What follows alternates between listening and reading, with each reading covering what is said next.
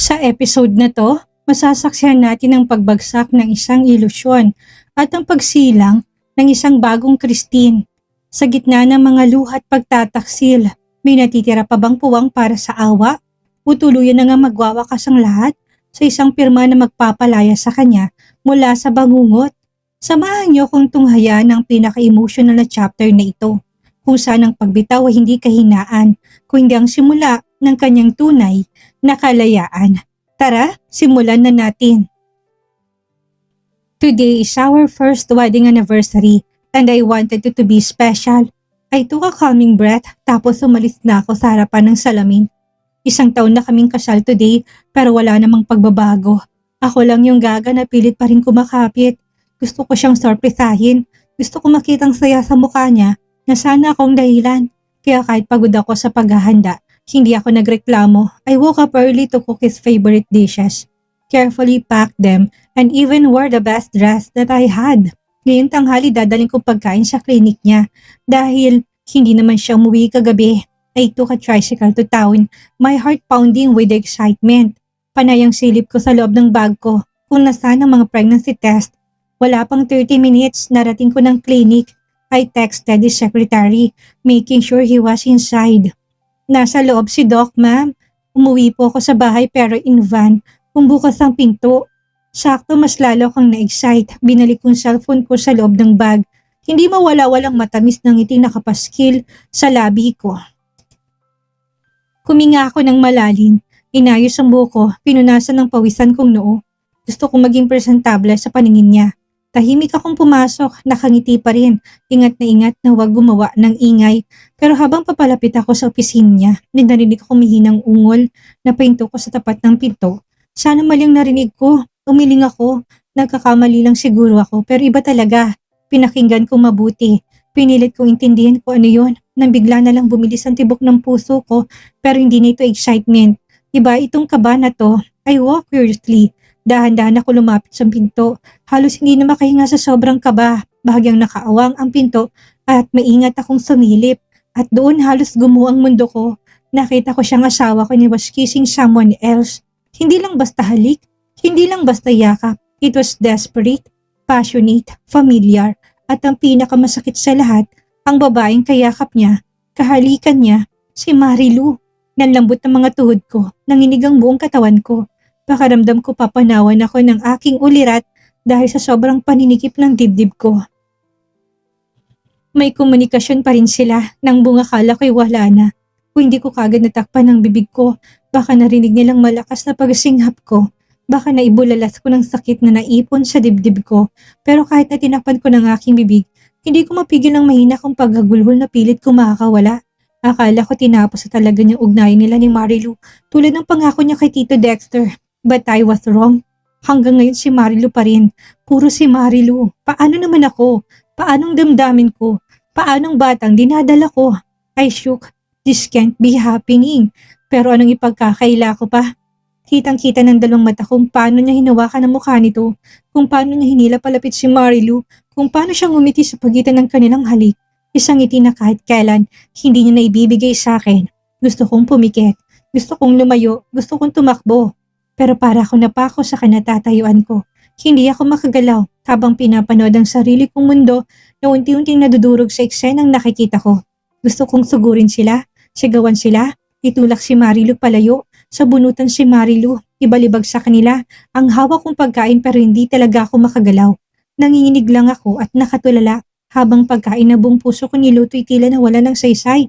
This was supposed to be our day pero ako lang nagdiriwang. Natutuwat siya. He was busy celebrating with something else. Pero maghihintay pa rin ako. Napatingin ako sa orasan, 12:00 na ng gabi. At eto ako naghihintay pa rin sa kanya. Tahimik ang buong bahay maliban sa tunog ng ulan sa bubong. Nang marinig kong pinto ng sasakyan niya sa tapat, napabalikwas ako.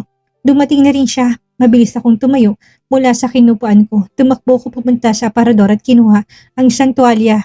Tiyak ko nabasa siya ng ulan. Gusto ko siyang salubungin. Gusto kong iparamdam na kahit na anong mangyari, nandito lang ako, hinihintay siya. Mabilis akong pumesto sa harap ng pinto, inayos ang sarili, isang matamis na ngiti ang sumilay sa labi ko. Binuksan kong pinto, nakita ko siya na nakatalikod, may kausap sa phone. Huwag kang mag-alala, nakauwi na ako. I'm safe. Natigilan ako na walang ngiti sa labi ko. Napahigpit ang hawak ko sa tuwalya habang patuloy na nakikinig sa kanya. Ikaw, okay ka ba? Puno ng lambing na tanong niya sa kabilang linya. Nagibang pintig ng puso ko, naghorumentado sa bilis. Dahil nanikip ang dibdib ko sa sakit, pero pinilit ko na baliwalain ang lahat. Nagbingi-bingihan ako na tila walang naririnig. I love you. Ilang oras pa lang tayo na magkahiwalay, namimiss na kagad kita. Naginit ang bawat sulok ng mga mata ko. Malamig ang paligid pero mas lalong nalamig ang buong katawan ko sa sakit. Hindi ko na kailangang hulaan ko sinong kausap niya. Kaya pala, ang natagalan siya. Kaya pala hindi siya nakauwi kaagad dahil may iba siyang inuwian bago siya umuwi sa akin. Mabilis niyang binabang kanyang cellphone at nang humarap siya sa pinto, bahagya siyang nagulat nang makita ako. Agad niyang sinilid ang cellphone niya sa kanyang bulsa na parang wala lang. Na parang hindi niya lang ako tinusok ng kutsilyo sa dibdib ko ng ilang segundong nakalipas. Bakit gising ka pa? Tanong niya na walang emosyon. Huminga ako ng malalim, pinilit ng umiti. Inabot ko sa kanyang tuwalya. Ipunas mo, sagot ko. Kalmadong boses kahit napakaramdam ko'y basag na basag ako sa loob ko. Inabot niyang tuwalya pero hindi niya ako tinignan sa mata. Saka tumalikod siya. Tahimik akong sumunod sa kanya. Dire-diretso lang siya sa hallway. Papunta sa kwarto niya na hindi man lang lumingon. Hindi ko na napigilan ang sarili ko. Mahina ako nagsalita pero sigurado akong dinig niya. Hinintay kita. Bigla siyang huminto. Dahan-dahan siyang humarap sa akin at sa isang iglap lang nakita kong iritasyon sa mga mata niya. Wala ni konting awa. Why would you wait for me? He asked coldly. Did I ever tell you to wait? Parang may kumurot sa dibdib ko pero pinilit kong tumingin sa kanya kahit nanginginig ng loob ko. Wala ka bang naalala ngayong araw? Napata siya ng kilay, walang pag-alilangan, walang effort na alalahanin. None. Blunt niyang sagot. No hesitation, no remorse. Tumingin na siya sa akin na parang wala akong halaga. Natawa ko. Hindi yung masayang tawa ko, hindi yung tawang punong-puno ng pait. Napapikit ako saglit. Anniversary natin ngayon. Pabulong kong sabi. Kahit na alam kong wala nang saysay, pero ang ginawa niya, tumawa siya. Tinawanan niya ako. Are you serious? That's what this is about? He said, laughing like it was some joke. Like I was the joke. Gusto kong sumigaw, gusto kong magwala, pero wala akong magawa kundi lunukin ng sakit. Hawak-hawak ang puso kong tila unti-unting pinipiga. Alam mo, nagsimula ako pilit na hinahabol ang lakas ng loob ko. Kaya ko rin namang ibigay sa yung binibigay niya. Nanginginig ang boses ko. I knew I was begging now. I knew I was humiliating myself. But I didn't care. Because I love him and I was willing to do anything just to be seen, just to be loved back. Dahan-dahan ko hinubad ang suot ko isa-isa. Hinayaan ko lang mahulog sa sahig ang bawat piraso habang dinudurog ko natitirang pride sa katawan ko. Hindi ko siya tinignan pero alam kong nakatingin siya. Nang wala na akong saplot, saglit na tumigil ang paghinga niya. May bakas ng pagnanasa sa mga mata niya pero mas mabilis na napawi yun kaysa sa pag-asa ko. Bigla siyang yumuko, pinulot ang mga damit ko at walang pagalinlangan na ibinato sa akin. Put your clothes back on. He spat. You're disgusting. Hindi ako gumalaw. Nakatayo lang ako, walang suot na damit, walang lakas, walang natirang kahihiyan. You think I'll love you just because you strip in front of me? You're wrong. So wrong. Bawat salita niya parang palakol sa puso ko. You're desperate. You're cheap, he said, voice filled with disgust. Is this what you do in your films? Seduce people to get what you want? Napalunok ako, walang kasing pait, walang kasing sakit. Let me be clear, I never love you. I never even wanted this marriage. Wala akong ibang naramdaman kundi ang sakit na tila binabaon ako sa sahig. Parang may pumutok sa dibdib ko, parang may bumagsak. Pumikit ako, pilit pinipigil ang luha, pero hindi ko na kaya. He looked at me like I was nothing, like I was a trash. Lumapit ako sa kanya, huling subok, huling dasal na sana kahit na konting awa, pero hindi siya umiwas. Hindi rin siya lumapit, tumigil siya, nakatayo lang, matigas at malamig. At nang akma ko nga hawakan ng kamay niya, tinulak niya ako. Napaatras ako, walang saplot, walang dignidad, walang natira ko hindi kahihiyan. You should learn how to respect yourself, he said, voice low but sharp. Nakakahiya ka. And just like that, he walked away. Dahan-dahan ako yumuko, pinulot ang mga damit kong nakakalat, isa-isang sinuot kahit na nanginginig ang kamay ko. At doon na bumuhos ang luha. Bigla siyang huminto sa pagpasok sa kwarto niya. And then he took a deep breath bago lumingon ulit sa akin. I almost forgot. Mahina niya sabi, pero ang tono niya matalim at parang kutsilyong tinutok sa leg ko. The annulment hearing is tomorrow. Hindi ako nakagalaw, nakatitig lang ako sa kanya. Hindi pa rin makapaniwalang gano'n na lang talagang lahat para sa kanya. Walang lungkot, walang pagsisisi. Sign the documents. After that, leave my house. Muling nanikip ang dibdib ko. My house, he said. Kahit na kailan hindi niya ako tinuring na bahagi ng tahanan na to. Para bang isa na akong bisita o mas masahol pa. Pasanin, just like that. Mahina kong tanong, halos pabulong, tumingin siya sa akin, walang bakas ng awa. Yeah, just like that. Tumingin ako sa sahig, baka sakaling doon kumahanap ang kahit na anong lakas. Pero wala. I tried, DJ. Too hard. Malamig niyang putol. You tried too hard, that's the problem. Napatitig ako sa kanya. Pilit sinisilip kung may konti siyang pagmamahal sa akin pero wala. Blanco mata niya. He turned his back to me. You have until tomorrow morning. At tuluyan na siyang pumasok sa kwarto niya. Iniwan ako nakatayo. Bukas, magiging totoo na. Wala na akong asawa. Tapos na talaga sa amin ang lahat. Ako lang ang nagmamahal. Ako lang ang lumalaban. At ang pinakamasakit, he never loved me. Not even once. Bumalik ako sa kwarto ko, agad kong kinuha ang phone ko sa nanginginig na kamay. Dinayal kong number ni Kuya Brian. After 30 rings, sinagot niya, pinigilan ko nga aking sarili na walang humagulhol. Kuya, sunduin mo na ako bukas. Please, naniiyam usapan sa korte. Nakaharap ako sa salamin. Pinagmamasdan ng reflection ko, nakasuot ako ng itim na bestida. Simple lang, walang kahit na anong arte. I chose black not just because it's elegant but because it says what I couldn't. It symbolizes the death of something I once held on to the end of a love that never really lived. Tahimik ang buong paligid, sumasabay sa sakit na nasa aking dibdib. Nagsabi si Manang Sita na sasamahan niya ako pero tumanggi na ako. Ayaw ko nang may madamay pa sa bigat na dinadala ko. This is mine to face alone. Umugot ako ng malalim na hininga bago lumabas ng kwarto ko. Dahan-dahan akong lumakad palabas. Mabigat ang bawat hakbang ko. Pagdating ko sa hallway, tumigil ako sa tapat ng hagdan. Sandali ako napatulala. Inikot kong paningin ko sa buong bahay. Tahimik, sobrang linis. Perpekto kong tingnan pero walang laman. Walang init, walang alaala ng pagmamahal. Bahay nga ito pero ni minsan, hindi ko naramdaman na naging tahanan ko. Bahay na puro sakit ang iniwan sa akin na lalaking minahal ko ng buong buo pero hindi niya matugunan ang pagmamahal ko. Nagsimulang uminit ang gilid ng mga mata ko. Pinigilan ko. I blink away the tears. Hindi ngayon, hindi dito. Bumaba ako ng hagdan. Marahan habang kinakalmang sariling puso. Hinaplos kong kahoy ng handrail. Naramdaman ko ang gaspang, ang lamig at parang alaala ng mga gabing umiiyak ako na mag-isa habang siya walang pakialam sa damdamin ko. Hindi malang ako kayang tignan. Nang makarating ako sa huling baitang, kusang lumapat ang isang kamay ko sa aking tiyan. Hinagod ko yon. Marahan, tila inaalong laman kung walang kamalay-malay sa gulong kinasangkutan ng kanyang ina. Mahinang bulong ang lumabas sa bibig ko. Papalakihin kita anak. Ako lang mag-isa. Mamumuhay tayong dalawa. Malayo sa sakit. Malayo sa pasakit. Hindi mo kailangang maranasan ng ganitong klase ng pagmamahal. Yung pinipilit, yung hindi buo. Tanggap ko na hindi niya ako mahal. Hindi niya tayo mahal. Tumulo na mga luha ko, hindi ko na rin nakayanan ng emosyon. Tahimik ako umiiyak pero ramdam ko sa bawat tulo, bitbit nitong lahat ng sakit na hindi ko na kayang idaan sa salita.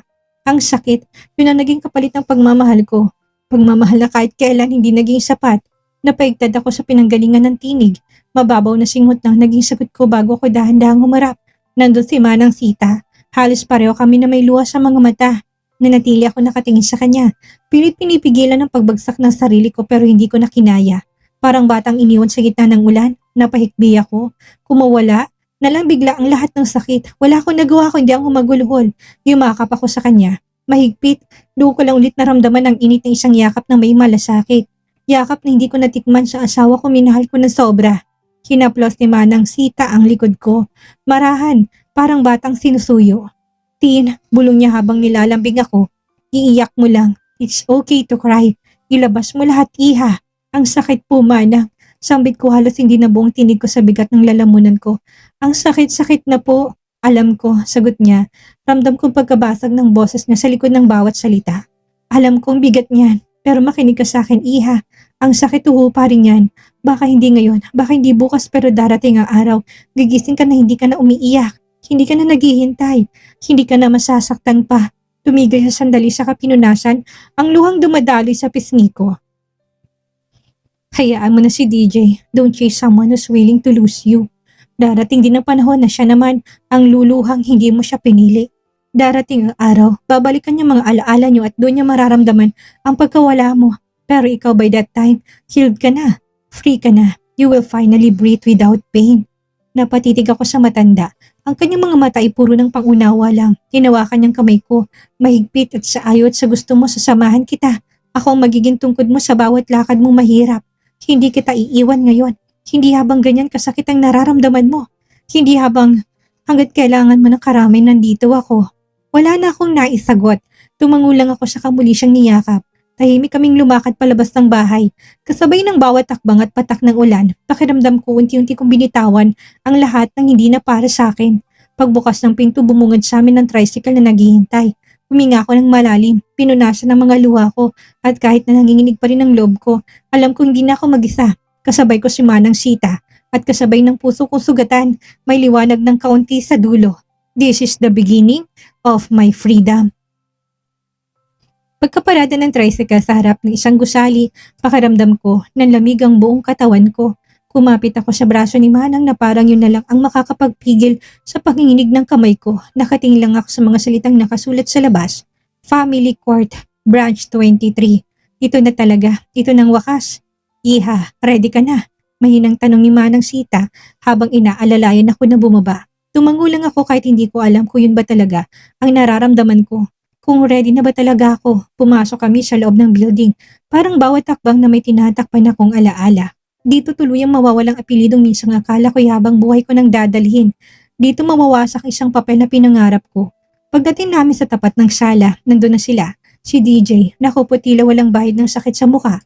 Para lang siyang nandito sa isang regular meeting. At nandun si Marilu, nakakapit sa braso niya. Parang sinisigurado niyang hindi ko na ulit mahawakan ng lalaking minsan kong tinawag na asawa. Hindi kinaya ng mga mata ko, pero hindi ko binawi yung tingin ko. Ayokong akong unang iiwas. Tinignan ko silang dalawa. Hindi ko alam kung anong mas masakit, yung makita silang magkasama o yung makita si DJ na parang walang bakas ng kahit na anong panghihinayang. Biglang napatingin siya sa direksyon ko, saglit lang. Isang segundo siguro pero wala. Walang kahit na anong emosyon sa mukha niya. Walang guilt, walang sorry, walang kahit na ano. Pumasok na po kayo ma'am, tawag ng clerk ng korte. Huminga ko ng malalim. Naglakad kami papasok habang ramdam ko pa rin ang titig ni na DJ at Marilu pero hindi na ako lumingon. I won't give them the satisfaction of seeing me break again. Pag-upo ko, naupo si Manang Sita sa tabi ko. Mahigpit ang kapit sa kamay ko. Tulad ng sinasabi niya kanina, siya ang tungkod ko ngayon. Ang tahimik sa loob. Halos marinig kong kaba ng dibdib ko. Bumukas ang pinto ng hearing room at tinawag ng mga pangalan namin. Ito na, this is where everything ends. Or maybe, this is where I begin again. Alone but braver. Para bang bawat sulok ng kwartong yun ay sumisigaw ng paalam. Umupo kami sa magkabilang panig ng mesa. Ako sa kaliwa, si DJ sa kanan. Parehong tahimik. Hindi niya magawang tingnan ako. Nasa tabi pa rin niya si Marilu. Nakapulupot ang kamay sa braso niya na para bang gustong ipakitang siya ng panalo. Pero hindi ako kumibo. I was done competing for a place I should never had to fight for. Christine Maris Velasco Bentacourt. Tawag ng abogado ko. Tumango ako. Nilapit sa akin ang ballpen at ang annulment papers. Nakasulat doon ang buong pangalan namin. Magkatabi, minsan pinagsama ng simbahan. Ngayon ay pagdidikit na lang ng tinta para tuluyang mapaghiwalay. My hands trembled. I stared at the paper. I stared at our names. Ito na. Sa isang pirma mawawala lahat. Apelyido, karapatan, alaala, pangarap pati na yung pinanghawakan kong 1% pagmamahal ay mabubura sa harap ng mesang ito. Huminga ko ng malalim, pilit pinatatag ang sarili. Isang pirma, 2, 3, hanggang sa huli pagkabitaw ka ng ballpen, pakaramdam ko para akong bumitaw rin sa isang bangin at walang sumalo. Douglas John Bentacourt, tawag ng abogado niya. Kinuha niyang ballpen, walang pag-alilangan. Pumirma siya kaagad, mabilis, walang tanong, walang alinlangan. Tapos na, tumayo siya. Tinignan ako sa kauna-unahang pagkakataon ngayong araw. Thank you for signing. Mahinang sabi niya. Napatingin ako sa kanya. Hindi ko alam kung anong mas masakit, yung narinig kong salamat o yung wala malang kahit na anong pahiwatig ng pagsisisi sa boses niya. Pero bago pa man ako sumabat si Marilu. Buti naman natapos na rin to. At least ngayon, wala nang hadlang sa amin ni DJ. Shut up, diretsong labas sa bibig ko. Hindi malakas pero malinaw. Matapang at buo na walang ngiti sa labi ni Marilu, nalaki ang mga mata niya, maging si DJ na patingin sa akin. Tumayo ako ng matuwid, inangat ang mukha ng buong tapang pero ramdam kong sakit sa dibdib. Ramdam ko yung parsang pilit kong kinokontrol para hindi ako mabuwal. I sign not for you, I told her. Not even for him. I sign for myself. Para matapos atong bangungot. Para makalaya na ako and next time you open your mouth, make sure you have the right. Natahimik siyang hindi na kumibo. Lumapit si Manang Sita at marana kong hinawakan sa braso. Halika na iha. At sa bawat takbang ko palabas, dala-dala kong sakit pero bitbit ko rin ang lakas. Kasi sa araw na to, natapos ang papel. Pero nagsimula akong maging buo kahit pa na mag-isa ko.